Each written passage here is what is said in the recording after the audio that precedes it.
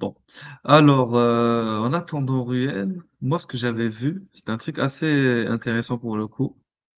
C'est un livre, je vous conseille de le lire pour ceux qui voudraient le lire. C'est celui-là. Regardez bien, pour ceux que ça intéresse. C'est Le paradis et ses délices. Parce que moi, allez, j'ai envie d'aller au paradis. Mais j'ai envie de savoir ce que c'est que le paradis déjà. Bah, Ali Hassan Ali Abdelhamid, donc a écrit un livre qui s'appelle Le paradis et ses délices. Donc, la voie qui mène à eux. C'est quoi la voie qui mène au paradis? C'est quoi le paradis? Voilà, on le sait. Allah a promis aux croyants des jardins sous lesquels coulent des rivières où ils seront éternels, ainsi que des demeures excellentes, pour les jardins d'Éden. Mais une satisfaction entière donnée par Dieu est bien plus grande encore, et c'est là le succès immense. Et oui. Donc il les fera entrer au paradis qu'il leur aura fait connaître. Donc ils auront une satisfaction absolue. Communique aux êtres bonheur supérieur à la jouissance, un bonheur supérieur à la jouissance des délices que leur procurent les jardins et les demeures du paradis. Au paradis, donc, il y a des degrés infiniment nombreux et chacun y a le sien, en fonction du bien qu'il aura fait. Donc, en fait, au paradis, je sais pas si vous le savez, mais le paradis n'est pas égalitaire.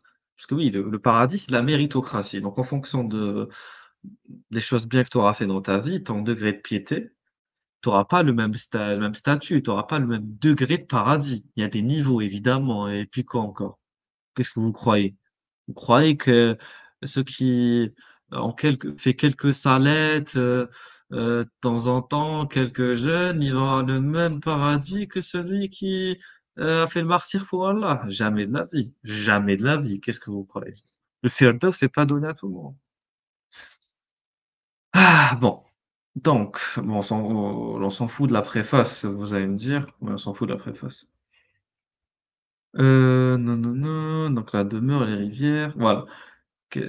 Ah, attends, on va commencer, non, vous savez quoi? On va commencer ici. Frères musulmans, que Dieu m'aide ainsi que vous à lui obéir. Sachez que le paradis est la demeure des musulmans pieux, le séjour de ceux qu'Allah a comblés de ses faveurs, comme les prophètes. Eh oui, comme les prophètes. Les prophètes, ils sont au paradis, mais pas forcément au même stade que vous, ça dépend ce que vous avez fait. Donc les véridiques, les martyrs et ceux qui suivent la voie de la sainteté. La demeure des jardins sous lesquels coulent les rivières, la demeure dont les châteaux sont couverts de terre cuite au soleil. Tu vois, ça, la terre cuite, on n'en est même plus là en termes d'architecture. On en est encore à la terre cuite. On construit encore des châteaux à la terre cuite à notre époque. Sérieusement, on est encore à la terre cuite, décorés d'or et d'argent. Est-ce que ça impressionne encore des châteaux décorés d'or et d'argent à notre époque, vraiment? Est-ce que c'est impressionnant? Ça, c'est vraiment des goûts moyenâgeux, médiévaux, même voire antiques. Voilà, une maison décorée d'or, d'argent. C'est même plus à la mode en ce moment.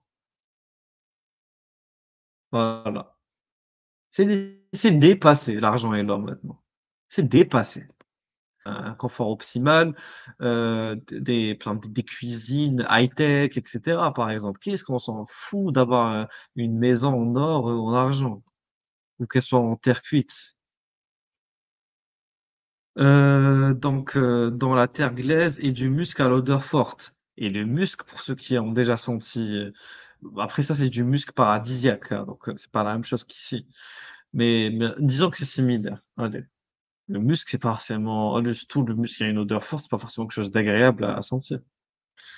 Déjà, ça part très, très mal. Ça part très, très mal cette description, du paradis.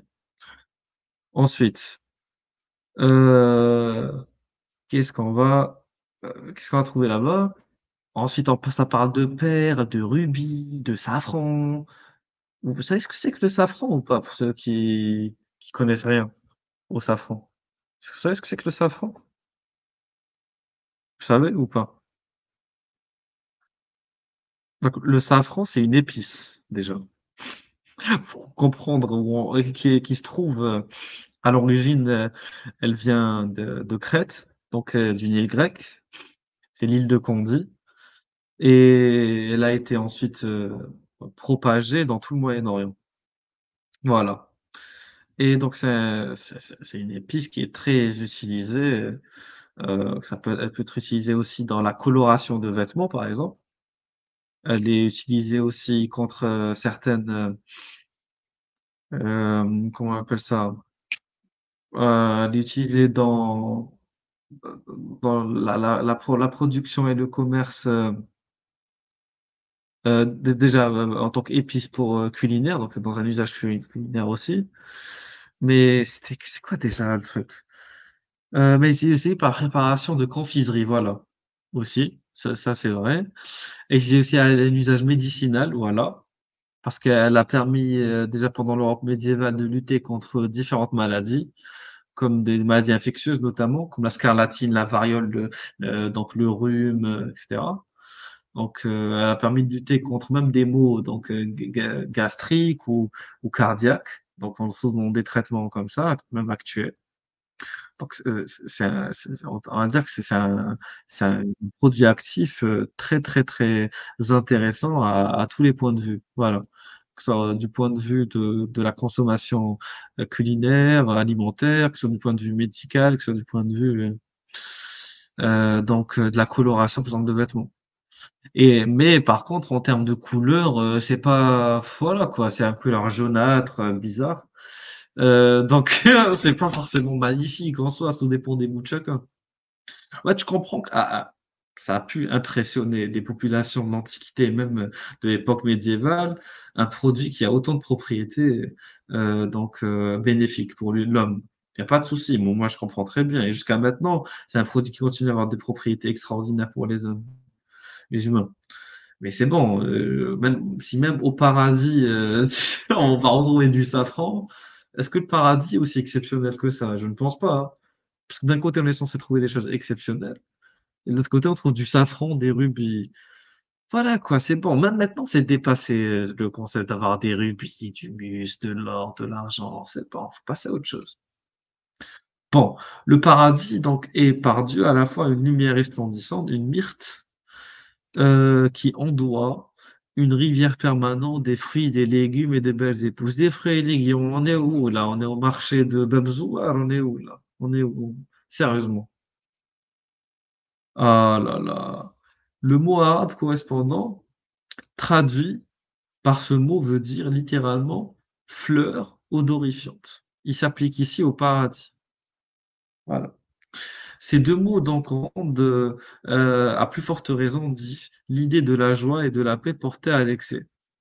Je suis désolé, c'est quoi ce paradis bizarre? Ils mettent au même niveau de l'eau, voilà, parce que la rivière, permanente, c'est quoi? Donc c'est de l'eau fraîche, permanente, des fruits, des légumes et de belles épouses, c'est ça la vie, bouffer, boire et consommer, des relations charnelles, c'est ça la vie de rêve, c'est ça le paradis. Bouffer, boire et avoir des meufs à volonté.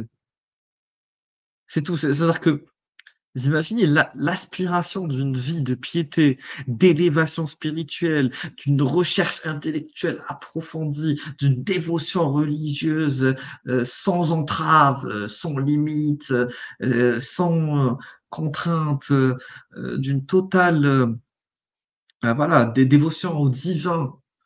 À la fin, c'est ça l'aboutissement de tout ça. Des fruits, des légumes, de l'eau et des meufs.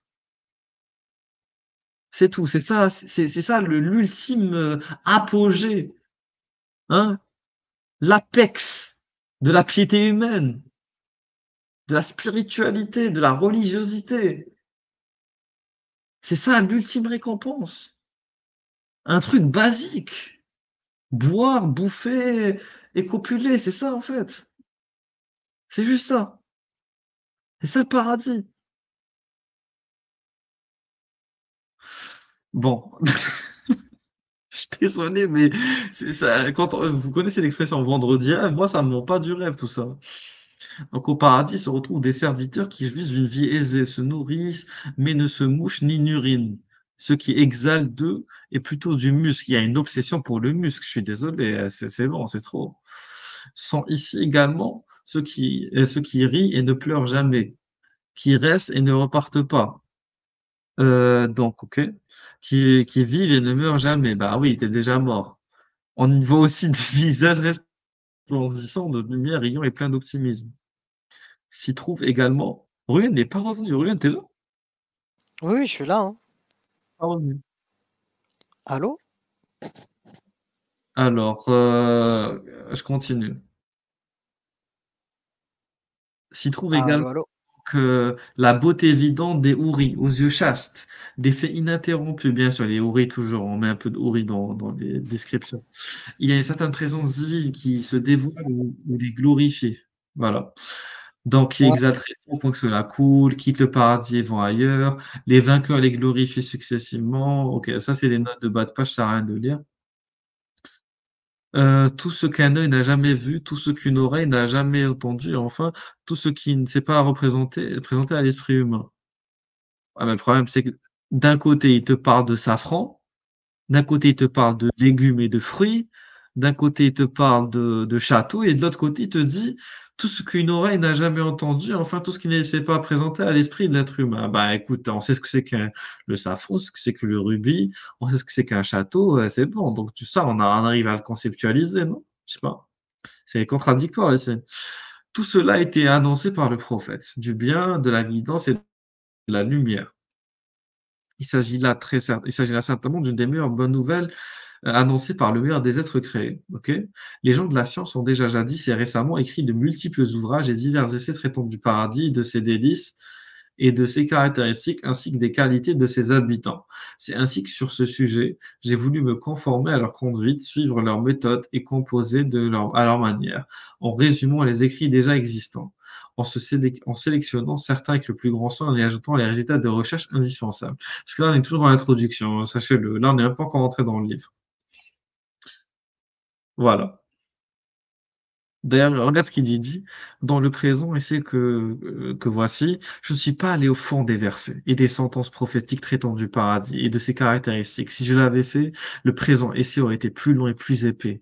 Donc, ce n'est qu'un rappel fait à mon intention, ainsi que celle à mes frères coreligionnaires. Donc ça, c'est juste la base, en fait. Il est même pas allé en profondeur. Donc, attends, j'ai un peu dézoomé parce que là, c'est trop. Le paradis est la réalisation d'un souhait cher aux croyants. OK. Le paradis, c'est l'objet du vif amour des musulmans pieux de la première heure, constituait le flambeau de la foi qui animait leur désir d'être cité en exemple d'héroïsme en matière de djihad. Ah voilà, le djihad. Toujours. Le paradis, djihad, tout de suite. C'est soit paradis, ouri, djihad, c'est le triptyque sacré. Le paradis, la noble fin que les yeux rêveurs suivent longuement et calmement du regard et de laquelle les âmes passionnées ont envie partout en tout temps. Une fin qui fait paraître agréable tout tourment subi, tout effort déployé pour l'atteindre. Voilà. Voilà, c'est magnifique, c'est magnifique, c'est magnifique. Attendez. Donc ça, c'est un hadith. Donc le messager de Dieu et ses compagnons, dit-il, se mettent en route afin d'arriver à Badr avant les associateurs. Une fois sur place, le messager de Dieu conseille à ses compagnons que personne d'entre vous ne s'élève contre eux, à moins que je ne l'empêche pas d'approcher d'eux. Les associateurs s'approchèrent des musulmans. Le messager dit, tenez-vous droit et bien fermement si vous voulez espérer entrer au paradis dans la largeur comprend les cieux et la terre ensemble. C'est important. La largeur du paradis, c'est en même temps les cieux et la terre. Parce que les cieux, par rapport à la terre, c'est pas comme si c'était énormément immense, quasi extrêmement immense, astronomiquement immense. La terre, c'est un grain de sable devant le reste, de l'univers. Si on considère que les cieux, c'est l'univers. Donc c'est très pertinent de prendre la terre comme, objet de mesure, comme référence de mesure. Donc, voilà, qu'est-ce qu'on peut dire aussi?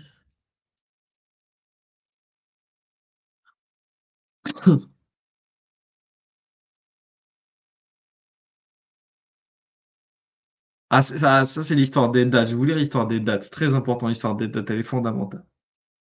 Omar ibn Hamman al-Ansari demande alors au messager de Dieu un paradis en la largeur des cieux et de la terre ensemble. Tu vois, il était étonné. Il dit comment ça, un paradis, la largeur des cieux et de la terre ensemble? Et c'est une grande largeur. Oui, Momo, il dit oui. Bravo, bravo, reprit l'Ansari. L'Ansari, donc, c'est quelqu'un qui habitait à la base à Médine. Un Muhajir, c'est quelqu'un qui a immigré de la Mecque à Médine. Donc c'est alors que le messager de Dieu lui demande: «Qu'est-ce qui te fait dire bravo, bravo?» Donc Momo, il est étonné, il dit: «Pourquoi tu dis bravo, bravo?» Au messager de Dieu, rien du tout. Par Dieu, réplique-t-il, à part que je formule l'espoir d'être un de ses habitants. En fait, il est content, il a envie de kiffer le paradis, l'Ansarit. Après, Momo, il est content lui aussi. Il le voit comme ça, tout enjoué. Il se dit, bon, voilà, et je vais lui donner un peu ce qu'il veut, une petite carotte. Et il dit, ah, alors vraiment, tu es des siens. Ah, toi, t'es dans le paradis, toi. Tu vois, là, vraiment l'arnaqueur pur, hein. Ah, toi, t'es vraiment dans le paradis. C'est alors que l'Ansari sortit des dattes sèches de son sac. Ainsi, il avait des dattes. Elles étaient sèches, dans un petit sac comme ça. Il se mit à les manger. Puis il dit: «Malheur à moi si je ne vis que pour les manger. C'est déjà trop une longue vie que ma vie d'ici-bas». Donc là, il se voit déjà kiffer avec les houris. Déjà, son cerveau, il est déjà connecté, il est déjà déconnecté. Même les dates, il les apprécie plus.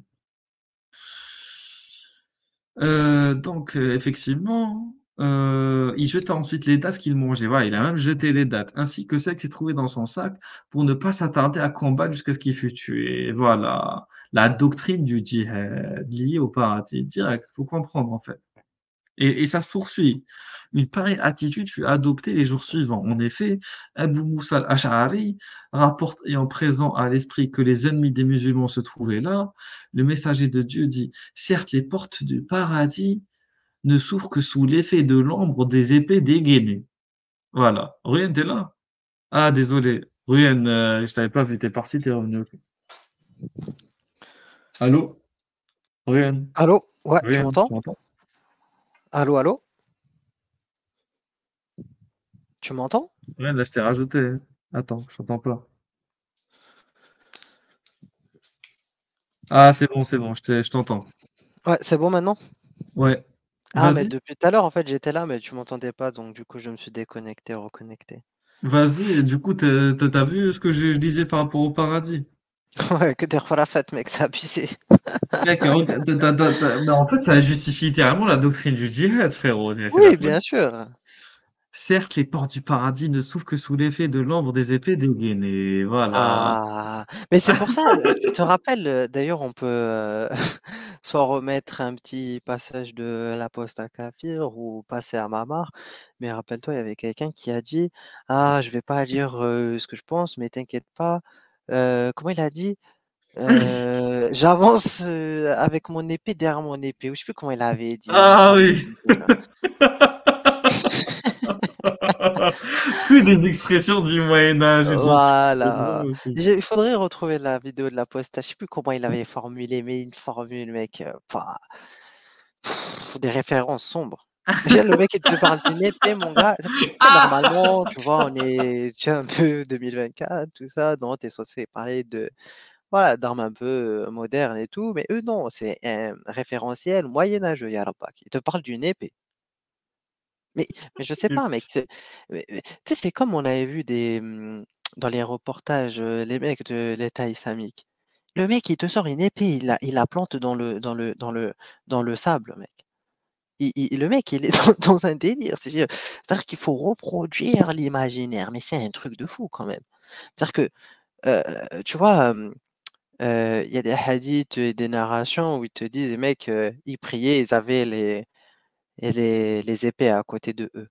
Et après, bon, on a vu dans d'autres reportages, hein, qu'il y en a, ils avaient les kalachnikovs à côté de eux. Mais c'est pas ça juste le délire, c'est qu'il y en a, ils avaient la kalash, comme il dirait, l'autre là, Belhadj: «Ah, je vais avoir les armes, mais je vais Mmh. aussi avoir la kalash, je vais te faire la kalash». Comme si les kalash n'étaient pas une arme. Déjà, tu vois la folie du personnage, tu vois? Mais après le gars, les gars, certains gars, ils prennent une épée à la Rabbak. Il te fait une vidéo, il plante l'épée dans le sable. Mais c'est quoi le délire? C'est-à-dire, tu reproduis le délire Kalash épée, ah bon, déjà on te Voilà. dit: «Tu es taré», mais bon, supposons, tu vois ce que je veux te dire? Mais là, le gars, il te ramène une épée, il te parle d'une épée. Tu vois, c'est pouah, moi je sais pas mec, on vit une époque qui est incroyable quand même. C'est incroyable. Ah là là. Donc sur ce, un homme vêtu misérablement demanda au Abou Moussa: «As-tu toi-même entendu le messager de Dieu dire cela?» Oui, reprit ce dernier. C'est ainsi que l'homme dont Ah oui, revient. attends, désolé, il y Oui. a quelqu'un qui a dit les djihadistes en mode Shinigami Bleach. Mais c'est ça Ah! en fait. C'est ça le problème. Il a cru le mec, c'était le Bankai, tu vois? Le mec, il était là, à une frontière, irako-syrienne. Le mec, il a cru qu'il était dans le Wekomundo. Mais c'est de la folie, frère, mais c'est de la folie, c'est de la folie, les frères. Il faut arrêter ce cinéma. C'est de la science-fiction, Ah Harry. ouais. Non, mais c'est trop, c'est trop, c'est trop, c'est trop, c'est trop, Ah ouais, les j'en ai gars. marre. Sur ce, un homme vêtu misérablement demanda au Abou Moussa: «As-tu vraiment entendu ça, mes amis?» Donc voilà, donc il y avait un mec, il était pauvre, il avait pas des vêtements, il était vêtu comme un misérable, il était vêtu de manière complètement, merdique, faut être honnête, voilà, misérable. Et il demande à Abou Moussa, donc le compagnon, il dit: «Abou Moussa, là, ce que tu dis là, sur les portes du paradis sous l'ombre des épées, c'est genre c'est un truc vrai, genre tu sérieux?» Si oui, je l'ai entendu. Tu as entendu mais en gros, t'es sûr que c'est Momo qui a dit ça? Genre, il était perplexe. Il s'est dit, t'es sûr que c'est Momo qui a dit ça? Et pour vous dit, oui, qu'est-ce que tu crois? Bien sûr. Qu'est-ce que tu crois? Ouais, c'est Momo qui a dit ça. Donc c'est ainsi que l'homme dont il est question revient vers ses compagnons et leur dit: «Je vous dis que la paix de Dieu soit avec vous». Sur ce, il brisa son fourreau, le jeta par terre et se mit en route en brandissant son sabre. Il a cassé le fourreau, c'est-à-dire qu'il n'y a plus de retour en arrière. Il n'y a plus de fourreau pour contenir les flux. Mais, mais C'est un aller un sans aller sans retour. retour. En fait, les gars, je sais pas si vous vous rendez compte, le mec, il était dans un tel désespoir, dans une telle misère personnelle, que c'est sur la base d'une simple parole d'un mec bizarre qu'il est parti donner sa vie. Je sais pas si vous vous rendez compte de la matrix dans laquelle ils étaient à l'époque et dans laquelle nous on est maintenant. C'est-à-dire qu'en fait, c'est les mêmes histoires qui se répètent jusqu'à maintenant pendant 14 siècles. C'est-à-dire que c'est des mecs désespérés qui vont être manipulés par des connards qui ont rien à perdre, ils vont casser le fourreau. Ah, mec, regarde, la référence sombre, c'est je brûle mon passeport. Je brûle le passeport, allez, sans retour. Ah, Voilà. C'est ça, un je suis aller pour vous. sans Voilà. Je retour. brûle le passeport, regarde, mec, c'est bon. Voilà, c'est bon. Qu'est-ce que tu vas faire? Il y a plus de retour en arrière. J'ai brûlé le passeport. Et c'est Non, ça que mais les ça. symboliques sont fortes, tu vois? C'est Oui, oui, ouf, hein. oui. Mais il faut comprendre, il y a toujours un souhait d'imiter les anciens. C'est pas n'importe quoi, brûler le passeport. C'est comme brûler le fourreau. Ah, excusez-moi, casser le fourreau, c'est la même chose. Ah là là, je continue. Tant qu'il a brisé le fourreau, il a commencé il a foncé dans le tas. Voilà. Donc, jusqu'à ce qu'il se trouve en face de l'ennemi.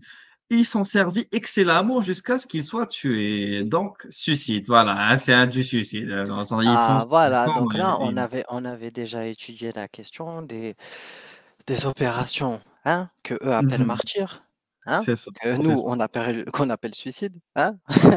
Chacun sa taxinomie. En tout cas, hem, là, on voit par, ce texte, comme on avait vu avec Al-Loussi, qu'il y a des mecs, ils essayent de mettre une ambiance. Les mecs, ils Voilà. te mettent dans une ambiance sombre, une ambiance, certains appelleraient ça de chevaleresque, hein, mais je sais pas si là, on est dans la chevalerie, tu vois? C'est pas sérieux, c'est pas sérieux. Là, C'est pas celui. on est dans une ambiance de rat de pie, tu vois? Le mec, il te Ah ça dit, c'est sûr. «Ah, mais c'est vrai que Momo, il a dit ça?» Ouais, le mec, il te dit: «Mais oui, tu crois quoi? Attends, moi, je suis Abou Moussa, tu crois quoi? Tu crois vraiment que je vais te mettre une comment ça s'appelle? Un hadith sans isnad pour t'expliquer le Coran?»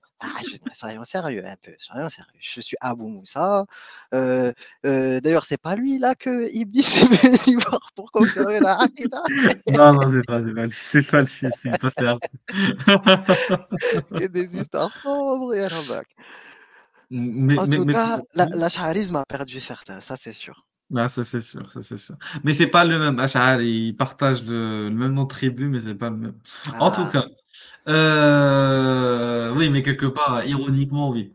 Mais bon, quoi, de manière, complètement, hasardeuse, quoi. C'est vraiment une coïncidence, pour le coup. Des versets coraniques explicites illustrent la description des jardins. Voilà. Donc là, on est dans l'explicite. Les gens pieux, donc, attends. Dieu, gloire, pureté sur lui, fait des jardins une description dans son livre, voilà, fait des jardins une description grandiose qui reste supérieure à celle que pourrait faire le meilleur des témoins oculaires. Donc là, c'est Allah qui fait la description. Voilà, c'est mieux qu'un n'importe quel des témoins oculaires, n'importe qui aurait pu voir le paradis, aurait pas mieux décrit le paradis que Allah. C'est ça qu'il est en train de dire. Donc Allah, il dit quoi? Il dit, les gens pieux sont dans des jardins et près des sources, entrez là en paix et en sécurité. Nous aurons arraché de leur poitrine toute rancune. Ils se sentiront fiers, se faisant face sur des lits où nulle peine ne les touchera et, et d'où nul ne les fera sortir. Donc il y a une histoire de lit bizarre. Ensuite, Dieu introduit ce qui en fait. Ça, c'est des versets du Coran pour que pas que les gens se disent ouais, c'est des hadiths. Non, c'est le Coran, ça. Dieu introduit ceux qui ont cru et fait les bonnes œuvres dans les jardins sous lesquels coulent des rivières. Ils y seront parés de bracelets d'or et de perles et de vêtements y seront de soie. Voilà, matrixé par tu vois, le luxe du Moyen Âge. Oui, l'or, la soie, les perles, des rivières ont des jardins. Ce jour-là, les gens du paradis seront dans une occupation qui les remplira de bonheur. Eux et leurs épouses sont sous des ombrages, accoudés sur des divans. Voilà, accoudés, donc fatigués, accoudés sur des divans. Non, du coup, ils sont pas fatigués. Apparemment, au paradis, ils sont pas fatigués, mais il y a quand même des divans. Moi, je suis désolé, frérot. Moi, parce que c'est là où commence l'incohérence. Je suis désolé. Moi, pourquoi est-ce que je m'allonge? Parce que je suis fatigué. Mais si j'ai pas, je ressens pas de fatigue, pourquoi est-ce que je m'accouderais sur un divan? Ça a pas de sens. Et pourquoi est-ce que j'ai besoin d'une ombre? Il y a un soleil qui me tape sur la gueule. Pourquoi j'ai besoin d'ombrage? C'est pas normal ça, l'ombrage. Qui cherche l'ombrage? Celui qui vit sous un soleil qui tape fort, justement, qui est dans un milieu où il y a une température élevée. En tout cas, je continue. Et donc ils auront des fruits et tout ce qu'ils réclameront, c'est voilà. Donc, je continue. Donc, et ceux qui avaient craint leur Seigneur seront conduits par groupe au paradis, puis quand ils y parviendront et que ces portes s'ouvriront, ces gardiens leur diront: «Salut à vous, vous avez été bons, entrez pour y demeurer éternellement». Voilà. Ah là là, et voilà, les gens pieux seront dans une demeure sûre, dans des jardins près de sources, ils porteront des vêtements de satin et de brocart. Donc c'est quoi le vêtement de satin? C'est de la soie fine et le brocart, c'est de la soie épaisse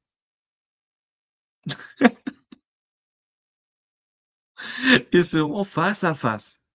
C'est ainsi que nous leur donnerons pour épouse des houris aux grands yeux. Ils s'y demanderont tout ce qui est tu toutes sortes de fruits. Tu es là, Aurélien? Oui, oui, je suis là, hein. OK, OK.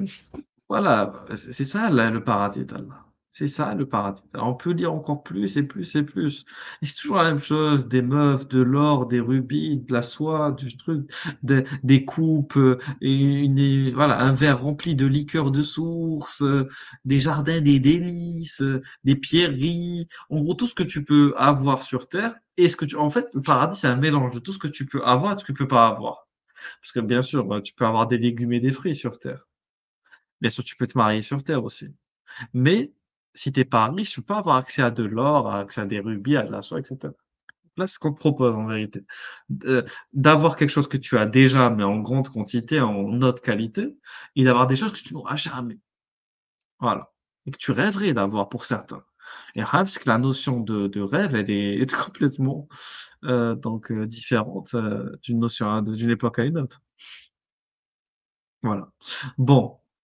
Et tout ça, je sais pas si vous vous rendez compte, tout ça, c'est des versets du Coran, tout ce qu'on lit depuis tout à l'heure. C'est pas des hadiths, tout ça. C'est des versets. Donc le mec, il s'est basé que sur des versets pour nous raconter ses khurafat. C'est ça le délire. Et C'est là, il abusé. rentre, c'est que à ce chapitre qu'il commence à rentrer dans la tradition prophétique. Voilà. C'est ça le truc. Quand je suis en train de je sais pas ce qu'on peut voir d'autre. Je suis en train de descendre vite fait avant de passer à Mamar.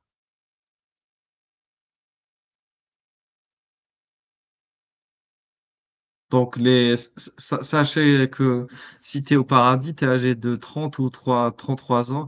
Voilà, mec, c'est toujours comme ça, toujours dans l'ambiguïté. Âgé de 30 ou 33 ans. Jamais capable de donner un chiffre exact. Il y a pas une fois où ils ont été capables de donner un putain de chiffre exact. Faut toujours qu'il y ait de l'ambiguïté, toujours qu'il y ait du doute.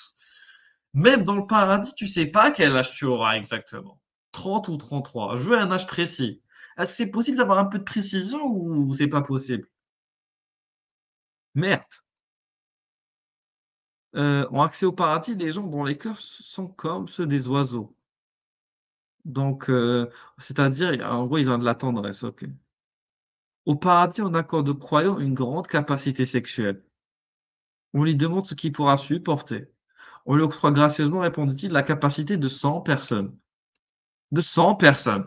C'est-à-dire que toi, tu es un putain de voilà, de machine, sexuelle, quoi. 100 personnes. Tu Ryan, c'est bon, il est dégoûté, il en a marre.